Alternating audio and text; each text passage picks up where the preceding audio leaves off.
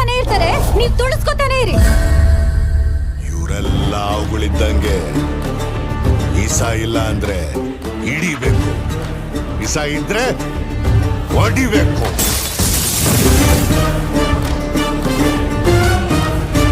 ಅವರೆಲ್ಲ ಜೀವ ಇರೋ ಚಪ್ಪಲಿಗಳು. ಅನ್ನನ ದ್ಯಾವ್ರು ಅಂತಾರೆ, ಅಂತ ದ್ಯಾವ್ರನ್ನೇ ಸೃಷ್ಟಿ ಮಾಡೋನು ರೈತ ಮಾತ್ರನೇ. ನಾವು ನಡಿಬೇಕು ಅಂದ್ರೆ ಅವರನ್ನ ದುಡಿಲೇಬೇಕು.